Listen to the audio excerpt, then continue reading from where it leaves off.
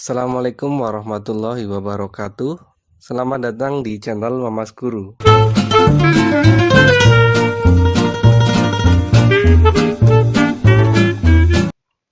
Pada kesempatan kali ini saya akan menjelaskan kepada kalian untuk menghitung luas segitiga jika diketahui sisi, sudut, sisi. Nah, oke, misalkan ada segitiga seperti ini, ada segitiga ABC. Seperti yang sudah saya jelaskan sebelumnya, sisi yang di depannya sudut A, ini kan berarti sudut A. Nah, ini kan menghadap ke sini ya. Berarti ini sisi A. Ini juga gitu. Ini sudut B. Berarti nanti sisi yang di depannya namanya B kecil. Kemudian yang satunya juga sama. Sisi yang di depannya sudut C ini ya namanya C kecil. Nah, jika nanti diketahui sisi sudut sisi, misalkan diketahui yang ini ya. Diketahui yang sisi yang B, sudut yang A, sisi yang C. Maka untuk menghitung luas segitiga ini bisa dihitung dengan cara seperti ini. Luas segitiga ABC. Ya, itu seperti konsep luas segitiga pada umumnya, itu ada setengahnya. Setengah kali. Nah, ini ya. Nah, tadi yang saya misalkan adalah yang diketahui B sama C, maka kita kalikan B sama C-nya. B kali C kalikan, nah tadi berarti sudut yang diapit itu kan sudut A, berarti kalikan sinnya, yaitu sin A. Nah, jadi yang perlu diperhatikan di sini bukan cos, itu selalu menggunakan sin. Ya, jadi saya ulang, kalau diketahui sisi sudut sisi atau ada sudut yang diapit, itu bisa langsung menggunakan rumus luas segitiga yang seperti ini. Jadi kalau misalnya diketahui di sini B sama C, berarti juga seperti itu, setengah kali B kali C kali sin sudut yang diapitnya, yaitu sin A. Oke, sekarang gimana kalau misalkan sudut yang diketahui yang B, misalkan sudut B diketahui, ini diketahui, ya, sisi yang ini diketahui, sisi yang C juga diketahui. Maka rumusnya sama, ya, atau hanya tinggal mengubah hurufnya aja. Kalau misalnya diketahui sisi yang ini A, sisi yang C dan sudut yang B, maka luas segitiga ini bisa juga dihitung dengan cara setengah, ya. Karena yang diketahui A sama C, kita kalikan A kali yang C kali sin sudut yang diapitnya. Nah, kalau yang kasus kedua ini misalkan sudut B yang diketahui, ya kalikan sin B. Nah, seperti itu. Otomatis berlaku juga untuk yang terakhir kalau sudutnya yang diketahui adalah sudut yang C ya. Misalkan yang diketahui ini ya, sisi A, sisi B dan sudut C, maka sama. Berarti nanti luas segitiga ini dapat dihitung setengah kali yang A kali sisi yang B kalikan sinnya. Jadi selalu menggunakan sin ya, jangan sampai ketukar cos apalagi tan. Nah, seperti itu. Jadi nanti setiap ada permasalahan segitiga yang diketahui sisi, sudut dan sisi selalu menggunakan rumus yang ini. Ya, ini mudah seperti rumus segitiga yang kita kenal, cuma ada tambahan sin di sini ya. Oke, langsung aja kita praktekkan ke soal yang pertama. Oke, ini jawab dulu ya. Oke, ada segitiga ABC. Oke, paling gampang kalau belum begitu paham, kita gambar dulu. Gambarnya bebas ya, segitiganya gambarnya bebas. Misalkan ini A, ini B, nah ini C. Kemudian diketahui di sini ada AB-nya 8, berarti di sini 8. BC 6. Kemudian sudut B 30 derajat. Nah, ini 30 derajat. Berarti sudut B yang diapit, sehingga untuk soal nomor 1 ini kita menggunakan rumus yang kedua. Ya, rumus yang ini. Nah, ya, rumus yang nomor 2 ini, yaitu setengah kali yang sisi A. Berarti ini yang sisi depannya sudut A, berarti ini sisi A. Sisi yang depannya sudut C, namanya sisi C kecil. Nah, seperti ini. Berarti luas segitiga bisa kita peroleh dengan rumus yang kedua, yaitu setengah kali yang A kali yang C kali sinnya. Ya. Sin B. Nah, kalau mau langsungan boleh B-nya 30 derajat. Berarti langsung sin 30 derajat. Tinggal kita masukkan nilai-nilainya. Setengah kali A, A-nya 6. Kali C, C-nya 8. Kali sin 30. Sin 30 adalah setengah. Nah, kita tinggal manfaatkan pencoretan. Ini sama ini, berarti masih 3. 2 sama 8, berarti masih 4. Sehingga tentu luasnya adalah 12. Ya, kalau menggunakan cm, berarti luasnya ya cm per segi. Nah, seperti itu ya cara menggunakan rumus luas segitiga yang diketahui sisi, sudut, sisi. Sekarang saya lanjutkan untuk soal yang kedua. Jadi kalau hanya satu contoh biasanya pemahamannya kurang mantap gitu ya. Saya jelaskan satu contoh lagi. Pada segitiga KLM diketahui. Nah, ini ya, berarti kita gambarkan dulu segitiga KLM. Oke, misalkan seperti ini. Ya, anggap aja ini yang atas K, ini yang L, oke, ini M. Kemudian kita tentukan nilai-nilai yang diketahui. Di sini ada KL 4, KL itu di depannya M, berarti ini bisa kita tuliskan M kecil, panjangnya 4. Kemudian di sini ada KM, panjangnya 4 akar 3, berarti ini di depannya L ya. Berarti namanya panjang L kecil 4 akar 3. Kemudian di sini diketahui sudut L juga 60 derajat. Nah, ini 60 derajat. Nah, yang tadi saya sampaikan adalah ini bisa menggunakan rumus yang di atas ini kalau posisi sudutnya diapit. Jadi, nah kalau misalkan andaikan yang diketahui yang ini, oke, kita bisa mencarinya karena ini sudut yang K diapit. Tapi kan yang di sini K-nya tidak diketahui. Sehingga kita tidak bisa menggunakan aturan ini secara langsung ya, sehingga kita harus tahu berapa besar sudut yang K. Nah, bagaimana cara mencarinya? Caranya adalah dengan aturan sinus. Nah, ini mudah-mudahan tidak lupa dengan materi aturan sinus yang sudah saya jelaskan di video saya sebelumnya. Yaitu kalau ada sudut dan sisi yang berhadapan, ini L-nya berhadapan, bisa kita cari dengan cara seperti ini. Berarti nanti kita harus ini ya, mencari sudut yang M.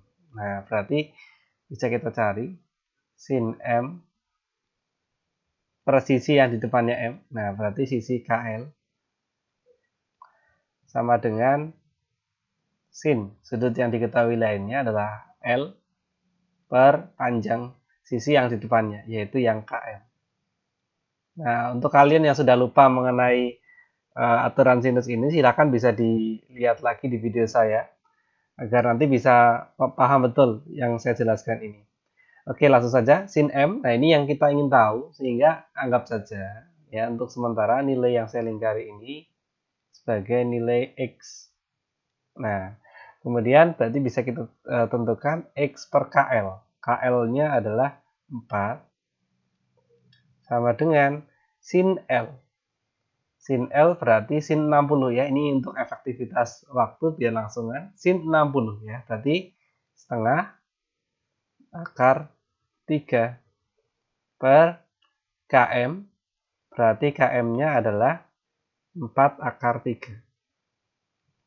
Nah, kita tinggal gunakan aja aturan pencoretan di materi yang sudah saya jelaskan di video aturan sinus, yaitu yang pertama adalah kalau ada yang seletak sama-sama di bawah, itu ada yang sama bisa dicoret. Berarti 4-nya ini bisa dicoret.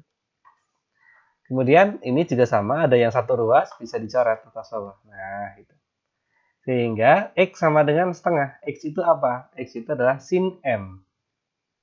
Sin M ketemunya setengah. Nah, kalian ingat lagi, sin berapakah yang ketemunya setengah? Nah, secara nilai ada dua, yaitu M-nya 30 derajat, atau M yang kedua adalah sin yang nilainya setengah 150 derajat.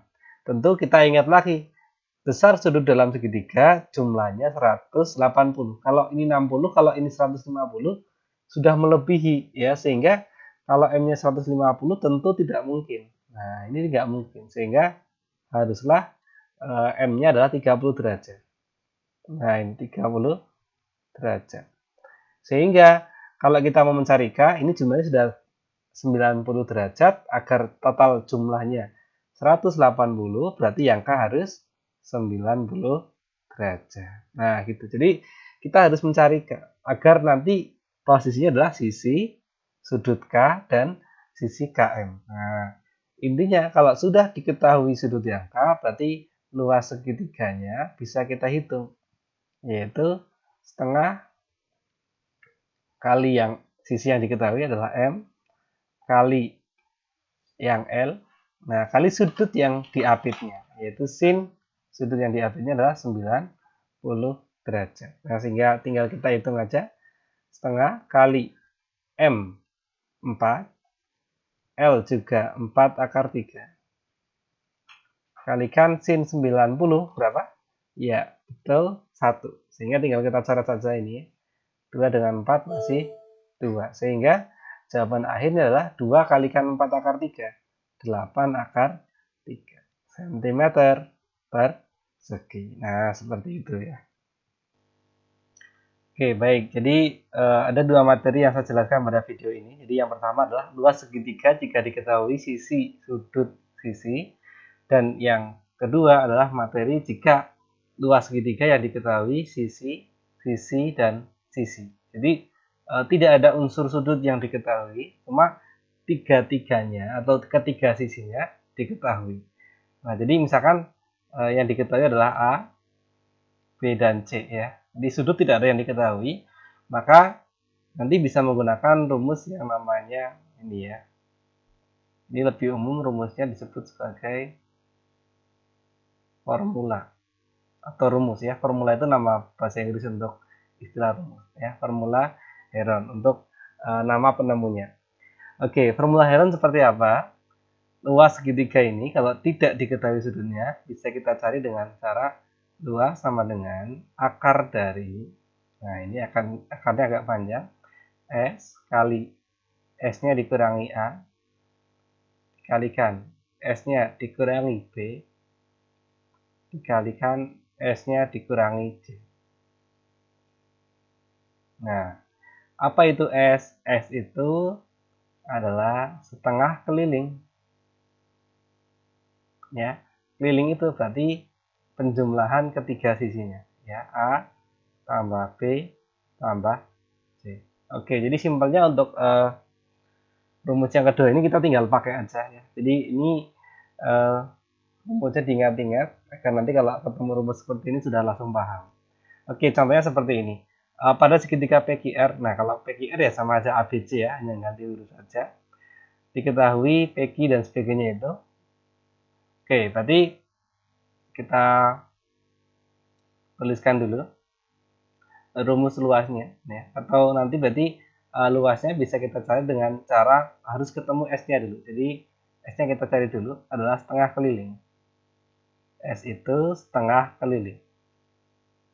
Nah, kalau ada segitiga dengan panjang sisinya 5, 5, dan 6, ya tentu setengah kelilingnya. Kelilingnya artinya 5 tambah 5 tambah 6.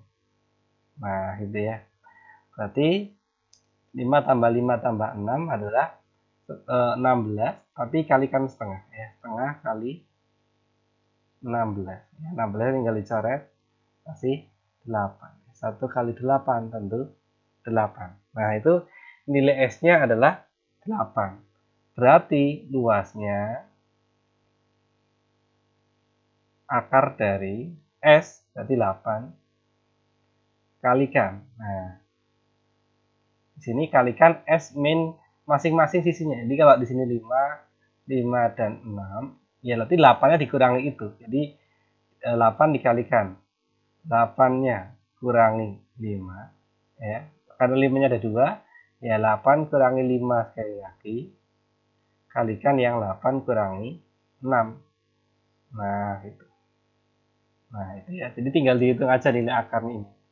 Berarti akar dari 8 kali 8 kurangi 5, 3 kali 3 kali 8 kurangi 6 tentu 2.